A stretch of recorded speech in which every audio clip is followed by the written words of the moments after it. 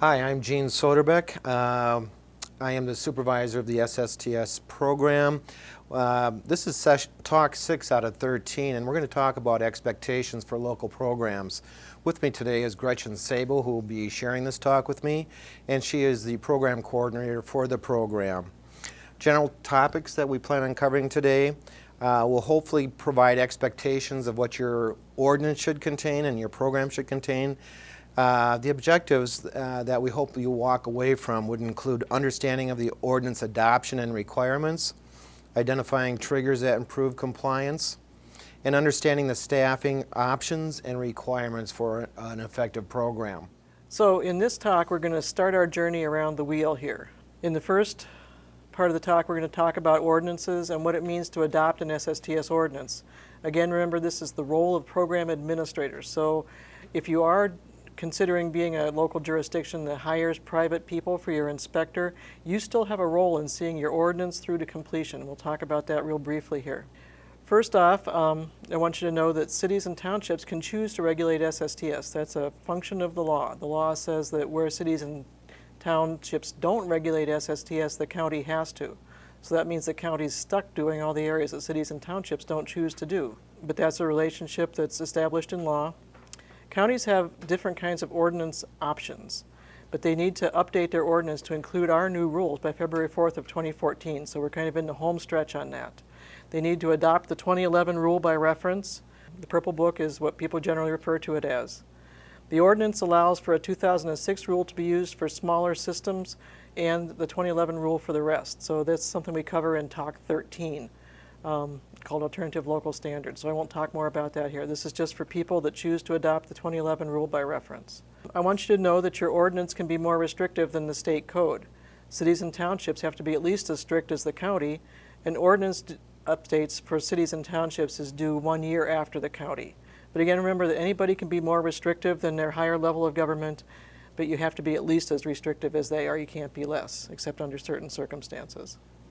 Counties will start with the AMC model ordinance, or they can get examples from other counties. There's, at this point in 2013, we have 38 ordinances that have been adopted, so there's a lot of examples out around. Anytime that you need to have an example, you can talk to your peers or you can talk to us and we'll hook you up with somebody that's similar kind of setting, rural, large city, whatever. So we can help you out with that. You'll start with these examples and then you adjust as needed to meet your local conditions. It could be that you have certain areas where we want to have more strict regulations, and so you would need to build that into your ordinance. Also, cities and towns, we recommend that you start with the county ordinance. That makes your life a lot simpler. We have a checklist that you will have downloaded from the website. Take a look at that now. That's what we're going to judge your ordinance by. So you can go ahead and fill that out as you work on your ordinance. It shows you all the things that you need to have, and you can make sure that they're there. You're going to send your ordinance language and completed checklist to the regional staff person and to myself in St. Paul. We'll invite you then to attend a phone meeting where we're going to go through it. So what we do is we meet as staff and we talk with you and we go through each element that's in the checklist and we ask you questions, and sometimes you'll have done things that we don't even understand, and we need to have you help us understand them, and then we are enlightened, and we've learned quite a bit doing this. So we appreciate the time that you spend in meeting with us. We'll provide you back comments in writing following the meeting, which kind of summarizes what we agreed to during the meeting. And in most cases, then you just do it like you do any other ordinance. So it's just a little extra step there for these ordinances because you have to work with the state. Your ordinance needs to include technical standards, upgrade time frames. Remember, Mark talked about that in session 4. So that's when you have a failing system, how long do you have to upgrade that? You also have the checklist, and you see here the long list of things. You can look at that on the checklist. I'm not going to read through it, but that's specific things that your ordinance needs to include. Conducting a compliance inspection of an existing SSTS system is the only way to find out whether or not the existing system poses a risk to public health, poses through a surface discharge, poses a risk to public health due to being too close to groundwater, and whether or not it's conforming for a future activity on that property. Some people have looked at geographical areas that are high environmental risk areas or a concern to local areas. in conducting inventories of those areas to find out whether or not the systems are in compliance. Why should a system be inspected for compliance? The compliance inspection, when done on an existing system, is good for 3 years, which will cover other activities on that property during that time. Whereas a new system that's inspected is good for 5 years. The ordinance that you're planning on adopting should really take a look at other activities that the homeowner may be doing to trigger an inspection of the existing system. Whether that activity on the private property is a variance that the property owner is seeking, a bedroom addition, a point of sale, the individual plans on selling the property, or other activities that you think are warranted that would warrant an inspection of that facility. Why should you inspect an existing facility when a permit is being requested by a private property owner? Because the permit may be the only proposing a land use activity, which may be the only remaining space on that property where a compliance system could be constructed. So it is important to take a look at permit requirements or homeowner requests to doing land use changes on a way to get in to do that inspection. In a 2010 survey that was done by the responding local governmental units, they indicated of all the triggers that exist out there, whether in terms of conducting inspections, that the point of sale was the most effective means of addressing a non-compliant system, because there is money on the table at the time these properties are being sold. Money could be escrowed into the purchase or fixed prior to, or some other means that was developed as satisfactory between the purchaser and the seller.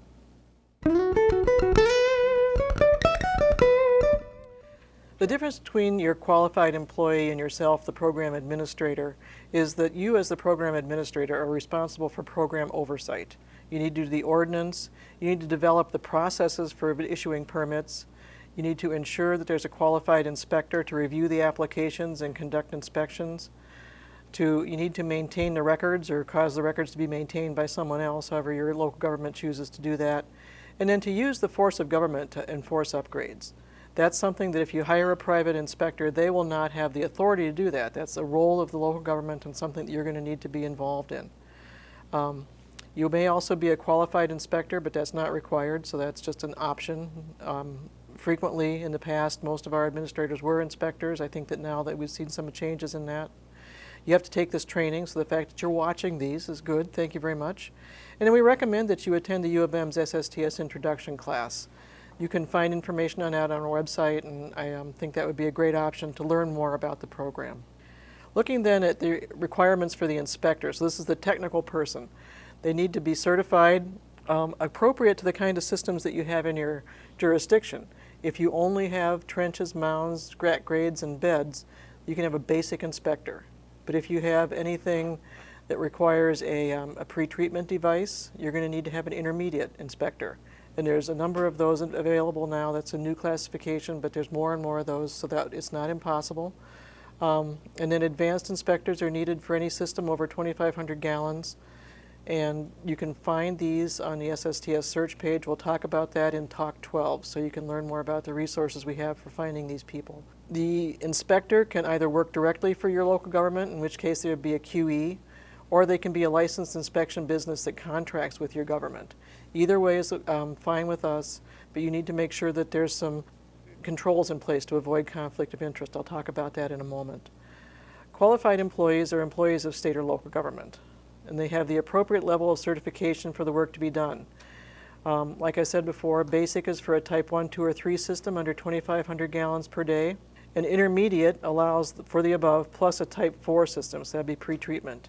And an advanced can do anything under 10,000 gallons per day. If you're working, a QE can work for several jurisdictions too, but you would need to have a intergovernmental agreement that addresses liability and responsibility so that it's clear what function belongs in which area. If you choose to hire a licensed inspection business, we want you to check the SSTS licensed business search to make sure that the qualifications are there, that you have the appropriate level of inspector that we just talked about. We recommend that the contract address requirements for the job and limitations on authority. In some cases, we know that there are contracted inspectors who issue permits for the jurisdiction, but that would be something that's been worked out in advance and their authorities lines clear. So make sure that you've done that so that everybody knows who's supposed to be doing what. And another issue that we run into is that frequently a licensed inspection business will have other businesses in the SSTS realm that they're doing in your jurisdictions. They could be designers, they could be pumpers, and to put that person in a role where they would either be inspecting the work of themselves or their competitors is a conflict of interest, and you want to prevent that. There are some specifics in the law. The same person or business cannot approve a system they designed, and so what we always want to do is to have a break. You have somebody do the design, you have somebody else review that design and issue the permit. Or if somebody's an installer, they can't come back and inspect their own installation, they have to be inspected by an independent party. So the same person or business cannot conduct a compliance inspection on a system they installed, is what the rule specifically says. We have a fact sheet on this, and that's part of the packet that you'll download, so you can read more about that there. Now Jean's going to talk to us about advanced inspector grants. Advanced inspector grants are something new for this calendar year. We're in response to requests that have been made by local units of government, specifically counties a year ago to 18 months ago. We were asked to see what could be done to offset some of the costs associated with the infrequent nature that large systems are being constructed, so that existing staff or new staff don't have to be hired to review these larger systems. Any system in the state over 2,500 gallons per day requires more advanced treatment, thus requiring more advanced training and more advanced qualifications for the individual. These we call advanced inspectors or advanced designers, depending upon the specific work. I'm proud to say that we've been able to establish a program that we can offset 75% of the cost that the local unit of government, the county specifically, can apply for to offset the cost of conducting an inspection or doing the review of a new or expanding system in excess of 2,500 gallons per day. That ends the session, and I just want to, at this point, go and do a summary or recap of what we talked about during the session.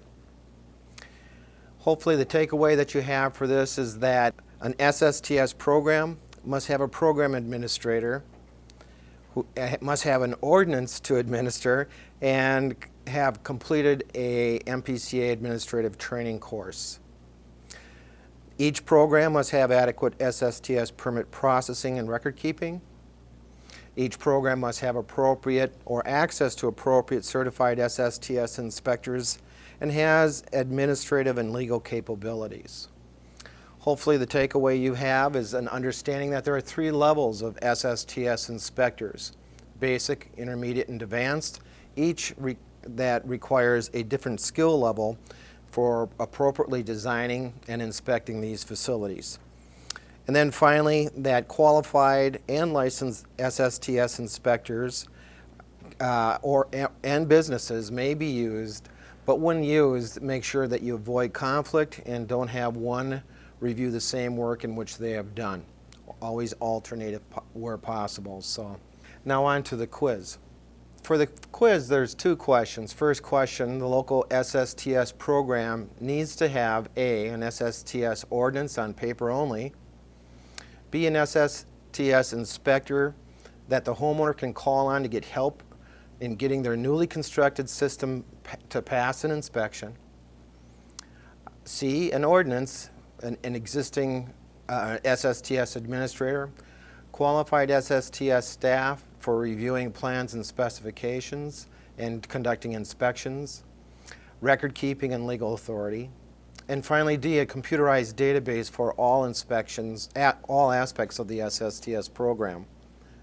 Second question, city and township programs are A, not needed because they are exempt from all requirements, B, can do whatever they want to do when it comes to SSTS administration, C, if they choose to have a program, they need to adopt an SSTS ordinance at least as restrictive as the county and have at least the same program elements as the county program, or D, are too small to care about, so they don't need to have an ordinance.